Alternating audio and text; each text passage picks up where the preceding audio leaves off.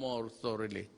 Then I will discuss it in the second stage of my talk by just answering the questions that have come to me officially, mga sumbong ng tao through text, and there are about 1,000 really. But we, endeavor to read it so that malaman ng tao kung ano ang nangyayari sa sitwasyon natin ngayon. So, basahin ko yung report ng Interagency Task Force for COVID. I'd like to read it slowly so that everybody is put on notice. There is no room for misinterpretation or maybe a double or what you would call, let me look for the word, I forget, but I'm sure it will come back to me. So first, let me read it. Sabi ko para clear lahat. Galing ito sa task force whose actions would govern the behavior of government, pati ako. Ako tiga, the president, so it goes to me, then it goes down to the critical persons involved here. And it is Secretary of Defense Lorenzana and Secretary Anyo of the DILG. Then also critical as the mga manager sa ating economy, pati yung nag-i-implement sa actual distribution. Binigay ko kay General Bautista. Retired na yan sila lahat, all civilians. But I have to have the critical mind of a military sa itong pera. Pag marami yan, pati ako kaya ko yung intindihin about the economy. But yung implementasyon at pagpaunawa kung paano ito gawin, I have faith in these three guys, and I would like them to proceed in a manner that they were trained to act and think, and that is a military trained mind. Our resources through the Bayanihan Heal as One Law has been mobilized, implemented. Yung iba nakatanggap na, yung iba wala pa. So as I go along, try to understand what I'm saying. I am reiterating that our most vulnerable citizens, especially the poorest of the poor, must receive the government's assistance immediately o hindi patayan sa gutom. Alam ko na we cannot just focus or zero in itong the poorest of the poor. It's actually bloom ito something ginagamit sa politika, mga politiko na will go for the poorest of the poor. Pero yan talaga ang totoo. Marami ang may gusto. I will discuss it when I reach the point raised by Governor Remulla of Cavite, which I think is valid. We'll try to remedy whatever kung may pulot pa tayo sa daan. The economy is not moving, stand still, so wala tayong kita. Ang ginagamit natin, ito na yung nireserba natin na pera. ang pinagyayabang ko na may pera tayo, it's 300 billion. Mabutit na lang nandyan talaga. Kaya kung hindi, kung minaldas ko yan ng mga project na karamihan naman kukurakot, mas mabuti pa, sabi ko, na itong pera na tinago ni Dominguez, pero may order na tipid ka talaga, tipid tayo. Hindi natin ito pera, tipid. So that's what we do in the cabinet. I am really, alam nila yan, and you can ask all of them. Allergic ako sa paghingi na ng pera ang project ng mga cabinet members. Yung iba, hindi ko talaga pinipirmahan. Ayaw ko lang sabihin, may iba dito involved sa 270 billion. Sabi ko kay Mijaldia, kindly tell the cabinet member that I am not signing his program. Not because I do not trust him, but talagang isali na lang natin sa lahat kasi kukulangin tayo. Tapos yung poorest of the poor, yun namang hindi poorest of the poor, magrereklamo yun kasi sila, yung minsan yung nang umuupa lang ng bahay, kumikita ng buwanan. Yung poorest of the poor, yan yung araw-araw na hindi makakain kung hindi makatrabaho or wala ng trabaho. Ito namang ang tawag natin na sa middle income, yung kanila, nakaupa lang ng bahay na medyo maganda sa subdivision, then may kunting pera sila para dideposito nila for the rainy days. Now, what is really very sad is that the rain has arrived. Yung save a penny for a rainy day, dumating sa ating generation. Hindi natin gusto yan. Ayaw kong magkulong ng tao. It gives me nightmares thinking, kaya pumayat. Kasi ako, pag nagising ng gabi, pag umihi ako, hindi ako bumabalik sa kama. Diretso ako sa lounging chair at mag-isip na ako, maabutan ako ng daybreak, magtingin ako sa labas, sa bintana. Paano ko? Sa akin lahat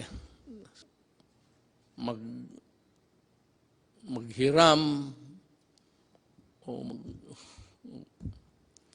the 100 billion pesos for 1 month or the 270 billion pesos for 2 months yan, nakaprogram na as earlier estimated, is not enough. I'm calling on the Secretary of Finance to generate. Magnakaw ka, maghiram ka, walang pakialam, i-produce mo yung pera kasi pag naubos na ito,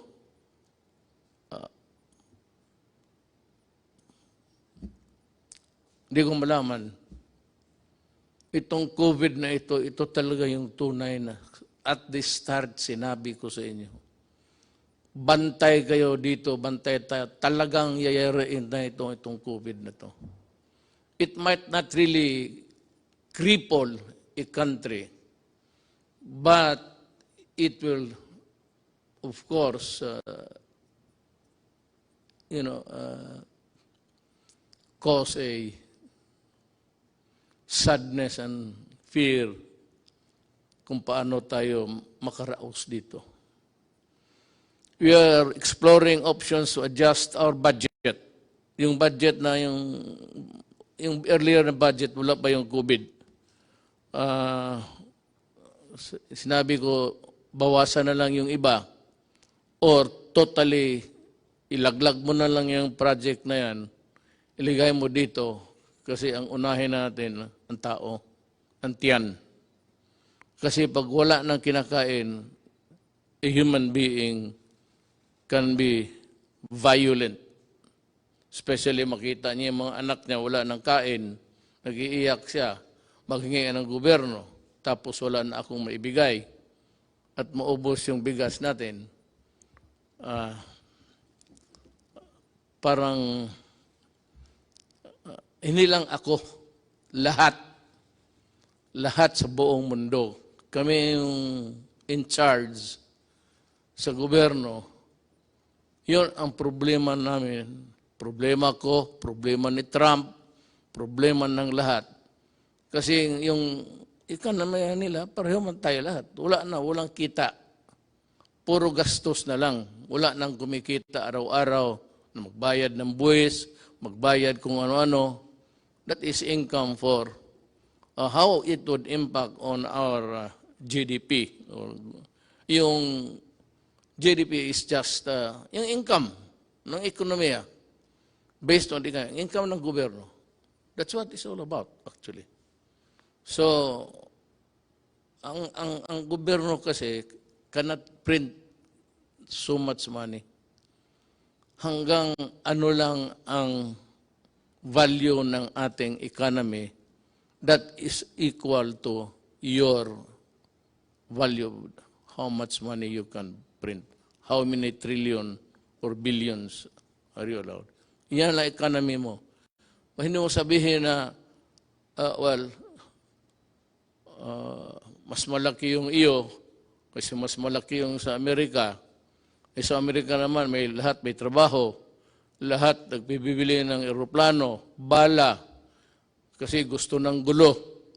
Ang gulo para kumikita. Well, okay, if you look at it that way, well, they want wars to continue so that they will earn, so that yung bala nila, baril nila, yung mga kanyo nila, mga eroplano nila, bumibili tayo para, kagaya nitong atin ngayon,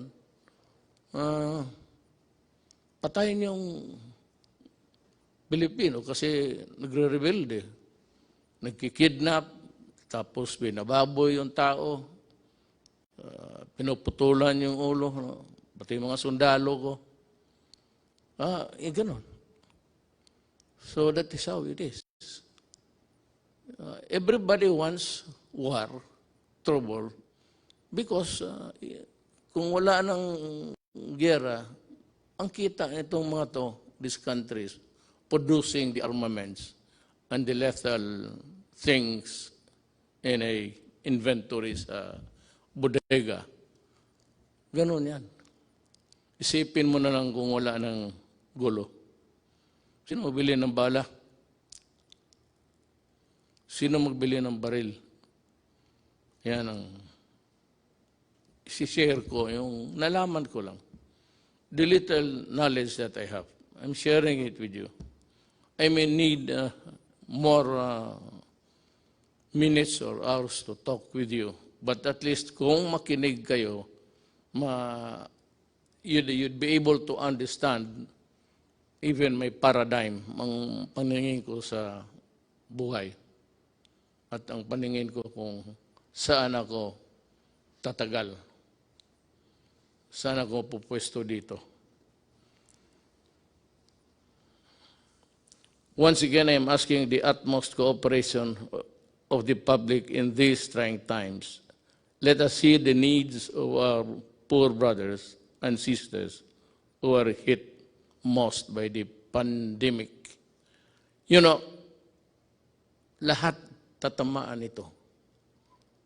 Kaya sa lahat ng bansa sa mundo, isang order lang, pasok kayo sa bahay, huwag kayong lumabas kung ayaw ninyong mahawa.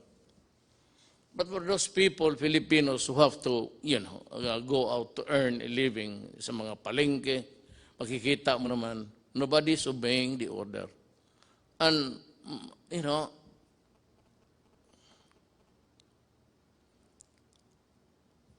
devil and the deep blue sea ako eh. Paano? Ibawal ko? Huwag silang magtrabaho, lumabas? Hindi, kakain yan. Mabutit na lang nga, hindi na humihingi sa iyo.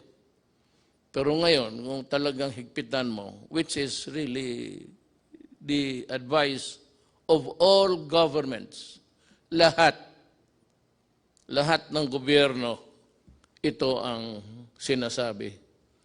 Go inside your house and lock it and do not come out until the pandemic is over. When? I do not know. Ano ba itong, bakit ba itong gobyerno na to hindi niya ma-solve? Ikaw, Duterte, lahat naman ng bunganga mo, hindi matakot yung halos in order patay pati isda. Wala kang magawa nito, hindi mo matakot ang COVID ho is science. Period. The reason why we are ordering you inside the house is also science. Period. Hindi ito kalaban na galing sa it's a goddamn microbe that's crawling all over the world. Sa Amerika, marami na ang patay. Italy, ang France, in one day, or was it Italy? In one day, 500 ang patay. So it's a deadly thing. That is why, huwag kayong lumabas. Kasi, alam mo ito, it's in the air.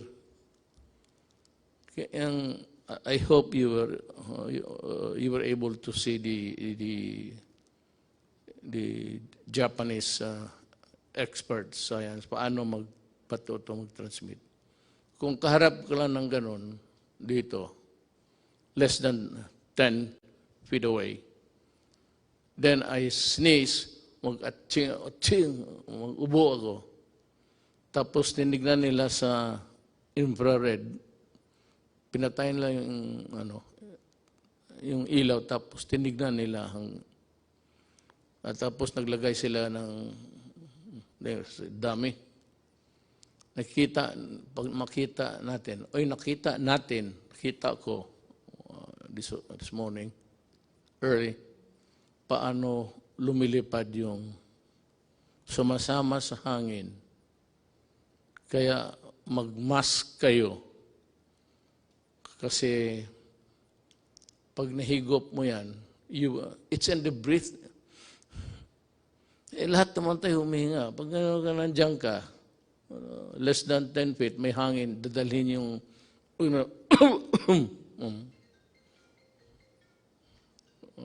nagtawag na yung si microbe. Yan ang explanation ko bakit. Wala tayong panalo dito. Hindi ito. Kung mabaril lang ito, wala. Natapos na ito. Bigay ko lang sa isang kumpanya na sundalo. Dito, sa likod, maraming sundalo dyan. Hindi, tapos na sana ito. Pati sundalo nito. Kaya naawa ako sa mga sundalo at mga pulis. I hope that you understand. Kaya that was the reason why. Nagkatotoo ta prophetic. Dinoblig ko yung sweldo nila. At maraming pumalag. Teachers and all, bakit inuna ko? Sabi ko, you know, yung mga pulis pati yung military, utusan yan ang buhay ng bayan. Pag may sunog ang pulis, pag may gulo ang military, pwede silang mamatay. Kaya nga ako, umiinit yung ulo ko. Pag sinabi ng mga, pinuputol yung sabi ko. I said I was laying down the predicate. Alam mo yung mga tao talaga, yung mga opisyal, mga former generals pa, ikakat nilang paglumaban at ang buhay ng pulis or military nasa alanganin, bumaril kayo at sa ulo mo, kundi aabutan ka. And the classic example was yung sa Caloocan. I think it was about 2 months ago. 8? Or was it last year? Yeah. Nilapitan niya yung adik. May dalang knife. Lumapit ang pulis. Lumapit rin, lumaban. Naunahan pa ang pulis na saksak, patay. Ayaw ninyong maniwala na ang adik sira ang utak para mo tinapakan mo yung sarili mong utak at binalik mo sa ulo mo. Puro ulol yan. Kaya lahat naman ng pumasok dyan, talagang ulol. Kaya magmanaalanganin yung gobyerno, I will not allow na mamatay yung puli o sundalo o civilian tapos mabubuhay itong mga kriminal, mga adik. Ngayon magsabi kayo, COVID ngayon, quarantine, magnegosyo kayo.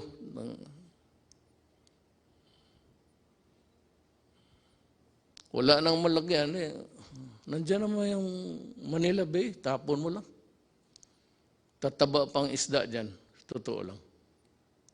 At sasarap. Sinabi ko na sa inyo, huwag.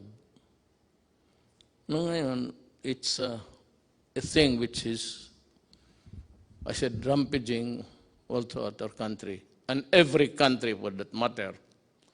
Huwag ninyong subukan ang gobyerno kasi pati ang gobyerno desperado na. Ako desperado na rin. Sabi ko nga, nakatutok ako sa bintana. Makita ko na lang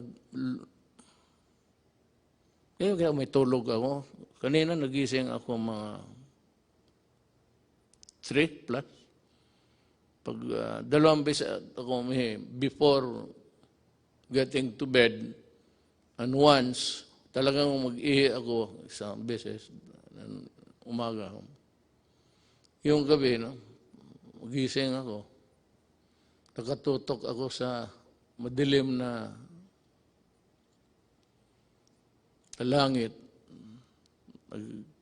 Well, it's a private thing, but nagdadasal ako.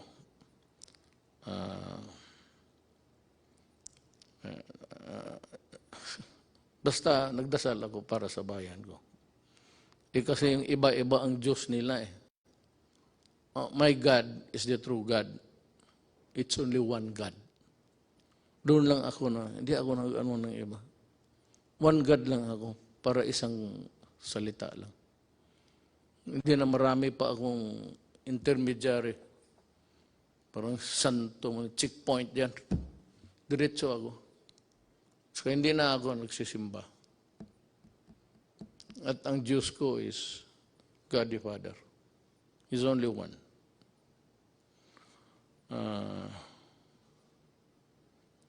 To my fellow, to my brothers and sisters, especially those who have more in life, baka makatulong kayo sa extent ng financial assistance.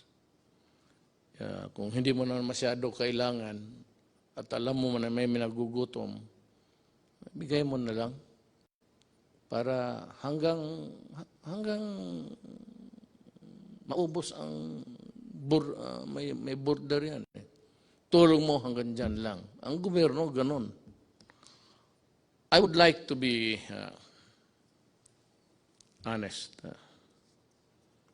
Ang 100 billion pesos per month, 300 yun. So, ang 100 billion pesos budget or 270 billion pesos for 2 months as they are estimated. Hindi talaga tatagal yan. It's like water, spring. Ewan ko itong Pasig River, how long it would. But long after wala na tayo, siguro yung Pasig nandyan pa yan. Pero hindi yan kagaya ng ating gobyerno na walang katapusan ang pera. Your money, money ko, money ng mga sinong may deposito sa bangko. Pag ginastos ko yan, mauubos talaga yan. Wala namang kita puro bigay na lang. So that is a problem. Kaya sana, Bisaya pa, dili na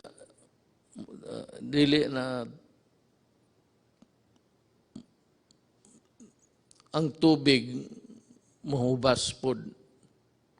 Maybe this Pasig would take about 500 years to dry up, but it's not forever.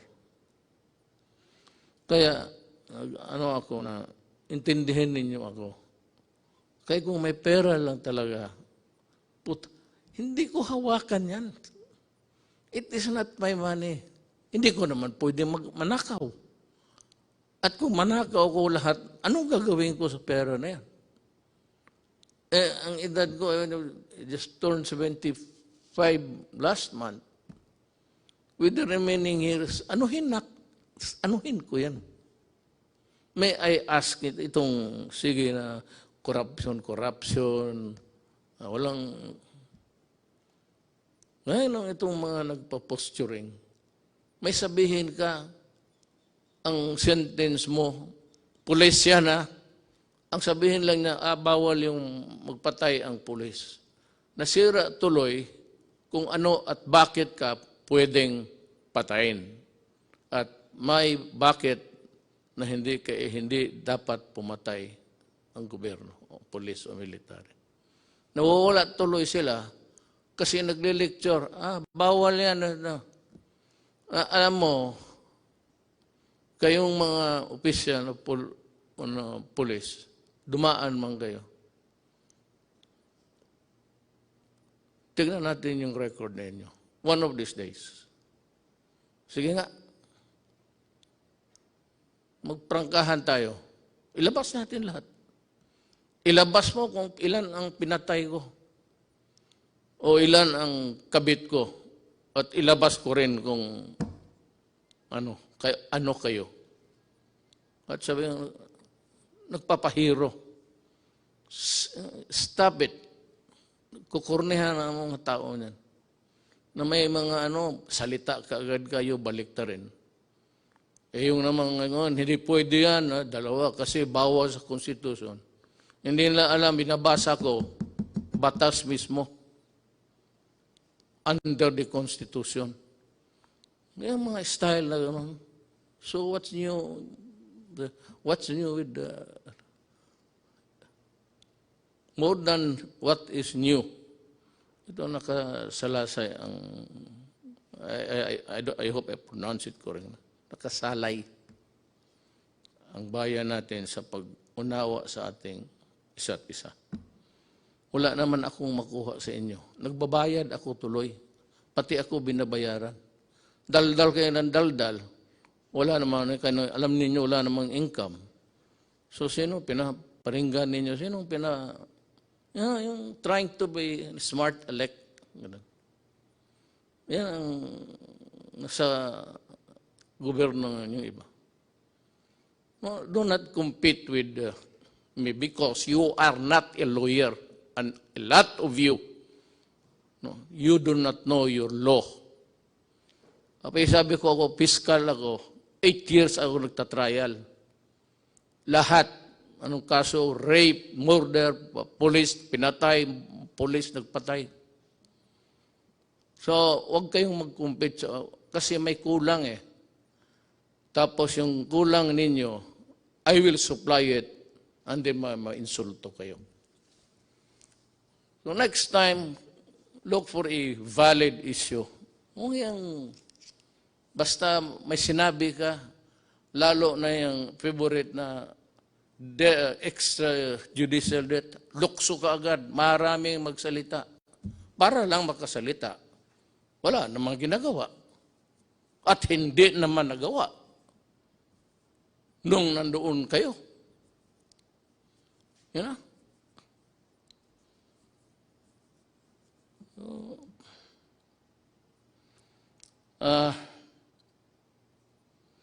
Let us take this problem one at a time.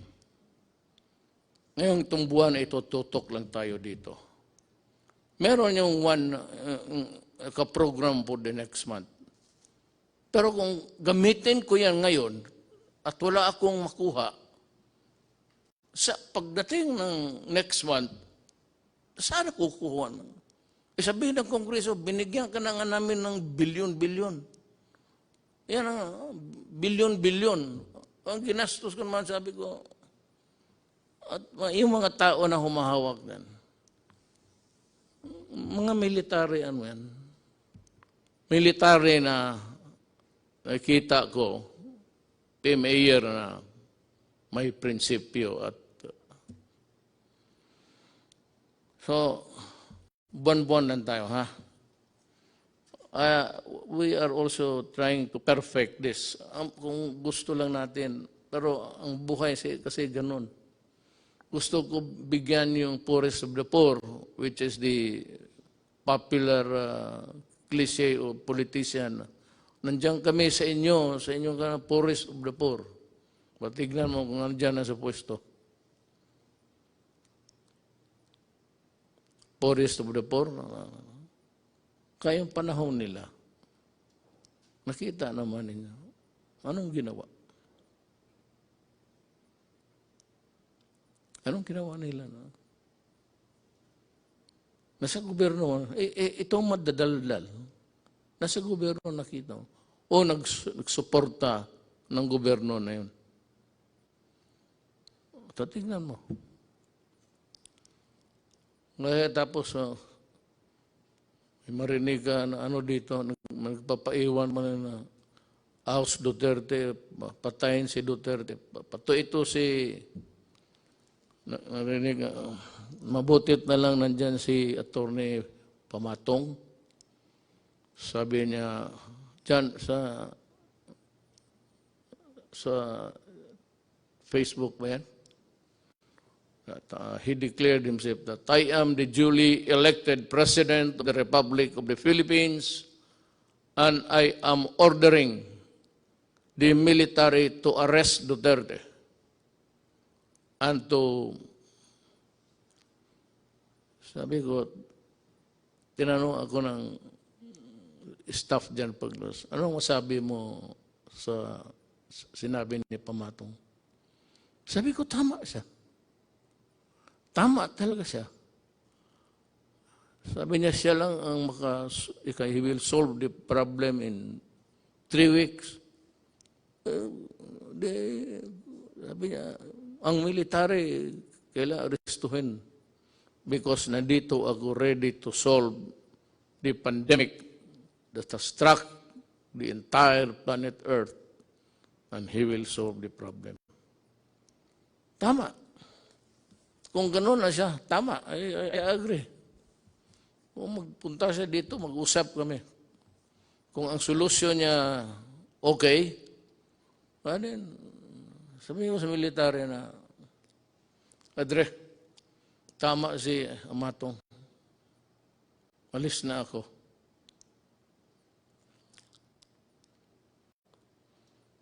Yung private sector, kung makatulong lang kayo. Alam mo bakit?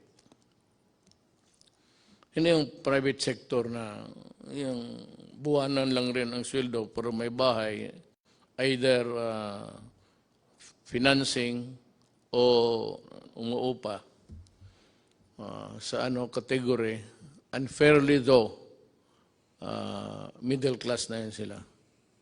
So sila, sinulatan ako ni Governor John Vic Remulla. He said, among the memo dumating sa akin is, ang humingi nito, among them is Governor John Vic Remulla, who is appealing to include the middle class in their constituency because kailangan rin nila. Ako, I agree. I know the political, economic horizon of the country.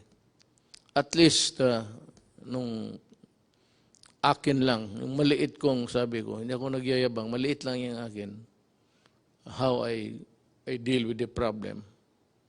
Alam ko, at kung maari lang, isali ko sila. But can they be included in the 270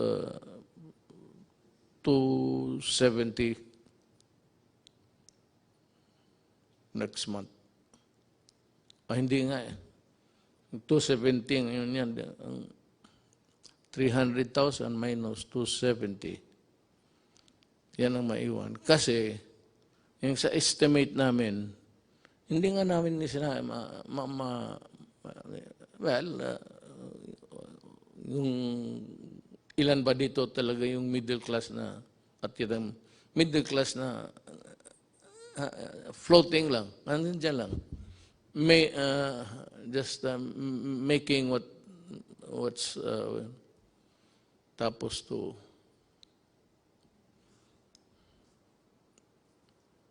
both ends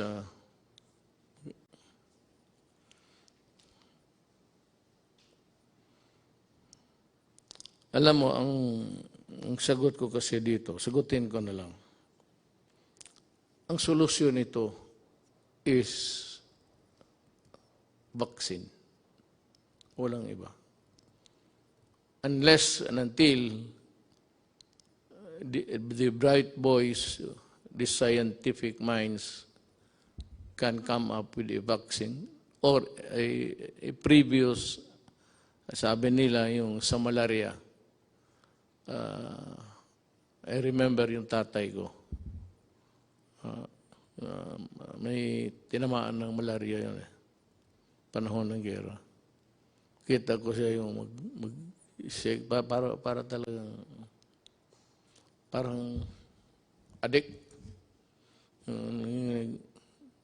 Ano yung anti-malaria, I remember.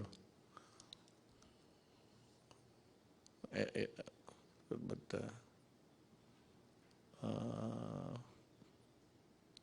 mamaya sabihin ko. Alam mo, there are things, but I will like to, ayaw kong yung sabihin ko na hindi ko isali yung sa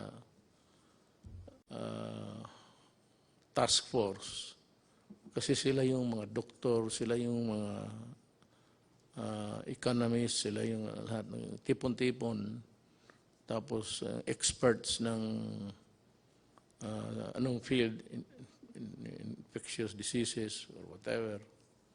And they are better and to be there to help solve the problem. Tayong mga, ako abogado, wala talaga ako. Wala akong maitulong except gagawin ko lang kung ano ang mabuti sa bayan na huwag baliktad. Pero kasabi nga dito, the resources is not infinite. Infinite is everlasting. It's finite. Finite is hanggang may border lang talaga. So sa buhay na ito, lahat talaga may border, pati ang buhay mo. O whatever it is, pera mo. Maraming mga mayaman dito noon, panahon estudyante po kami. Ngayon wala na. Because, ganun ang buhay. There's not enough money to go around. Ang gusto kong maintindihan ninyo, na itong problema natin, talagang problema ito. Kung ayaw ninyong maniwala, edi kayo, Basta ang pangkontra nito is stay home at huwag kang mahawaan because it's in the air. Nandyan sa hangin eh. Pero hindi niya magtagal yung mga virus sa labas, sa init. Pero nagko-contaminate yan madalas yung itong sana mapanood ninyo yung experiment ng ginawa ng mga Japanese doctor. At pinalabas doon sa Amerika. Ang Amerika talaga ang nawalop. Maraming patay sa Italy, Spain, France, pati Amerika. Ngayon, bumaba ang patay nila. Pero the prediction is really dire. For as long as there is no vaccine or any medicine that these men of science can think of to put an end to it, we will suffer. Hindi ko alam kung kailan kayo, sabihan ko sa inyo, bahay lang kayo. Hindi ko alam kung kailan ako makahatid ng pagkain sa lahat. Hindi ko alam kung saan ako magkuha ng pera. Hindi ko alam kung ano ang ipagbili ko na kung may magbibili.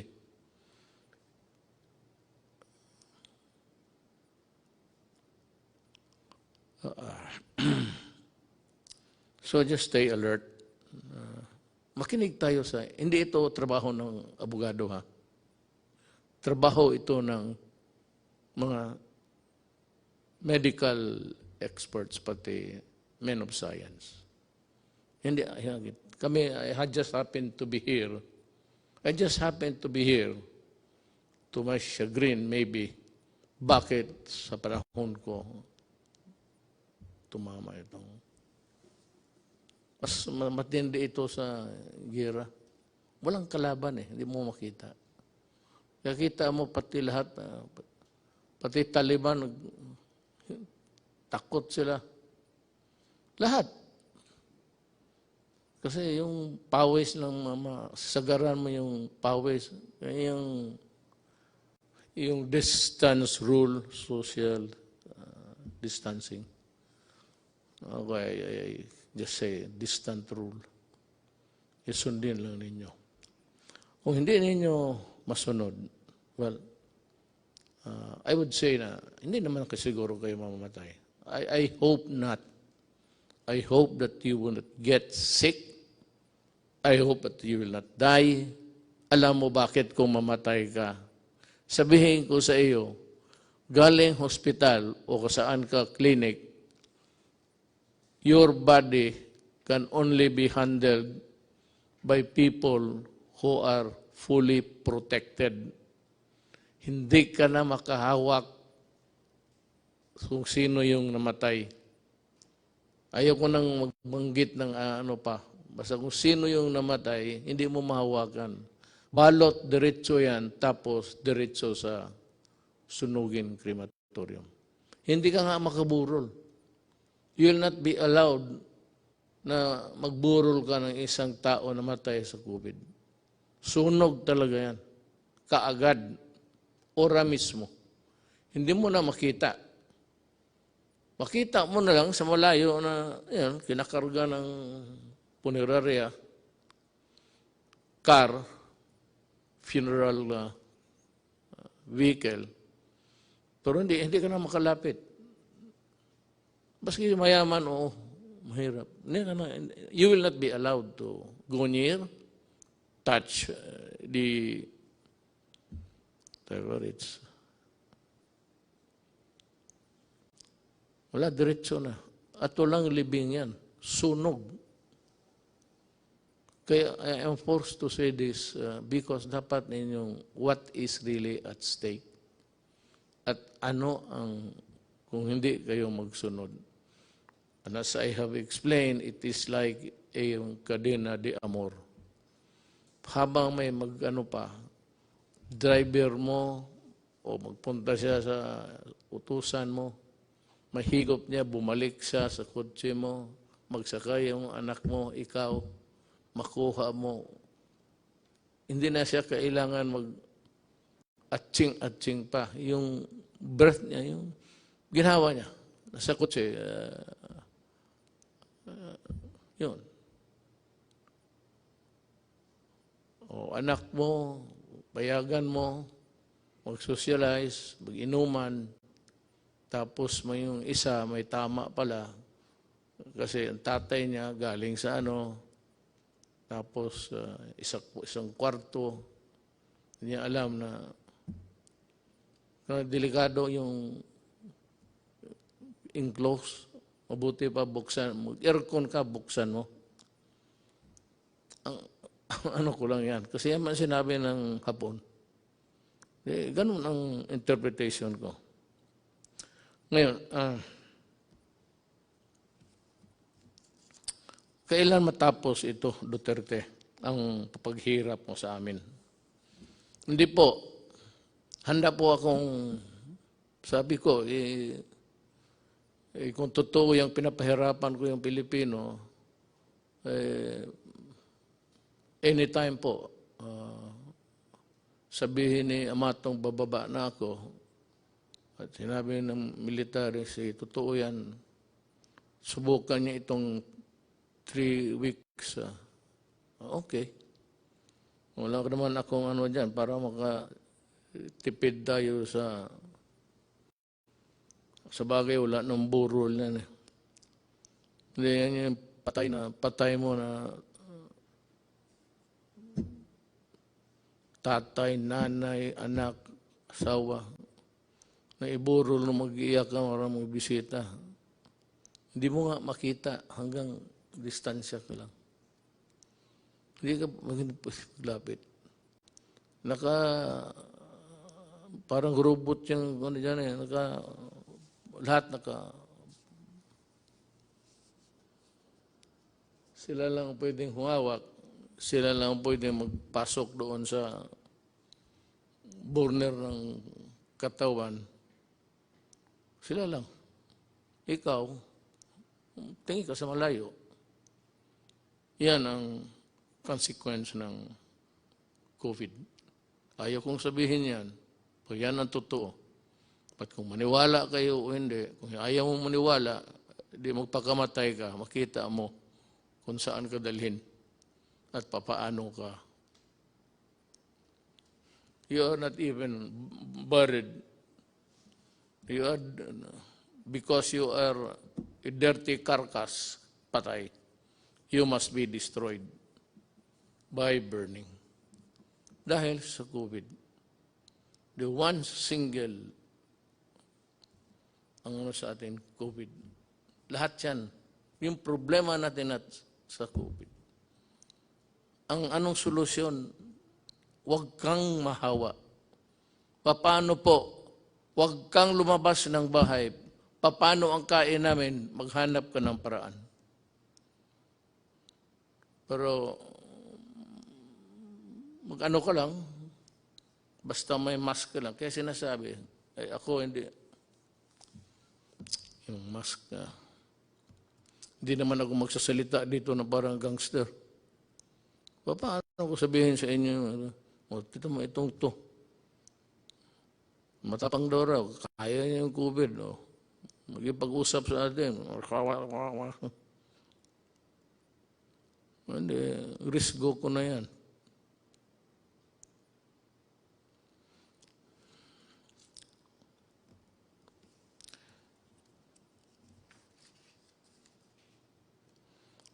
It's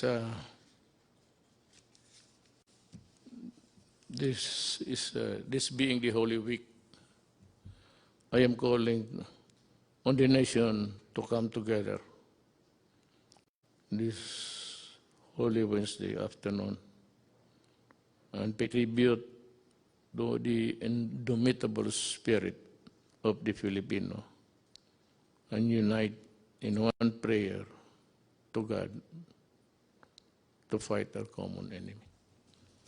Ang magdagdag, nag-improve ba tayo? I really do not know. How many died today? I have no, hindi ko alam kasi per ora yan eh. Pero sana, well, ang ano lang nito, God is the only one who can really solve the problem for us. Ang tulong ba sa inyo ay sapat, kayong poorest of the poor, at kayong mga, well, I would say you have to consider us also as poor because yung deposito namin, yung aming pera, may border rin ito, ang bulsa. Hanggang dyan lang ako. Kaya na-discuss ko sa inyo. Pero kung pagkain,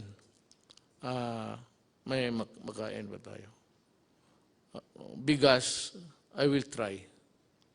I will try. Maghanap ako paano ang paraan. The greatest danger dito is doon tayo bumibili sa kanila. Ayoko lang sabihin I do not want to mention the country. But kung sabihin nila, alam mo, sabihin ko magbili pa ako kasi maubos na. Sabihin nila na, sorry, ito, hindi namin alam kung gaano katagal to. Mag-i-reserva lang namin. Maya na pagkatapos sa COVID, pwede kang pabilihan ito. So, kailangan ng categorical statement from me coming from the Interagency Task Force. Ang lockdown, wala talagang solution. Pero kung ayaw ninyong maniwala, take the risk. May mga tao rin talaga, alam mo sa totoo lang, I'd want to be, hindi ako nagbabastos ng tao. And just trying to explain to, sinishare ko nga sa inyo kung ano ko yung nakuha sa buhay, na pag-aralan ko sa buhay. Not necessarily sa eskwelahan. Alam mo, kung magdating ito, talagang maging crisis, hawa dito, hawa doon. Yung SARS, hindi nagtagal, tinignan ko, maraming namatay sa iba. Pero dito, wala masyado. Ang sabi ko lang, I am not posturing a position here. Baka talagang mali ako.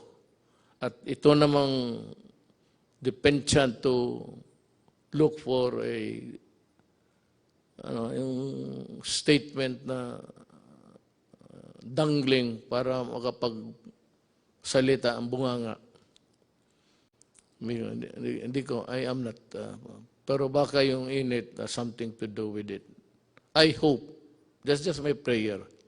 There are a lot of people also coming up with that kind of thinking that maybe yung weather, climate, temperate zones, tropical, init, makatulong. So yan ang hiningi ko sa inyo, yung panawagan ko. Be patient at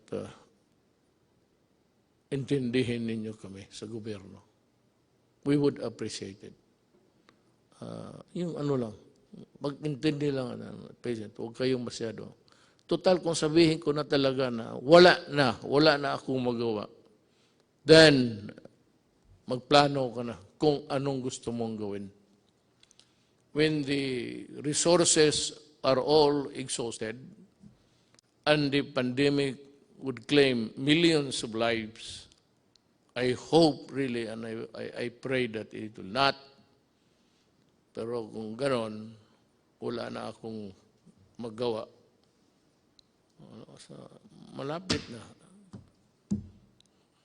Ilang buwan lang ang reserva natin. Ako handa akong ipagbili yung buong Dewey Boulevard sa gustong mag-reclaim, bigyan niyo ako ng bigas. I-approve ko yung, kasi hindi ako pumayag na mag-reclaim because reclamation sa Manila Bay would trap is environmentally mag-collapse ang Manila. Tapos there will be I would say, may mga syudad na bago, mga apartments, mga high-rise. But then, the city of Manila, given its lack of yung water treatment o treatment sa waste o wala. So, pag ganun ang ginawa mo, patay ang Manila. So sabi ko, kung gusto ninyo, you just wait for 2 more years. Bahala na kayo. Ang susunod sa akin, He will decide for us. Or if I do not reach the finish line, then my successor will do it for you also. Ako, lumalabas ako, hindi naman ako pwedeng ang lahat ng tayo magtago, wala na.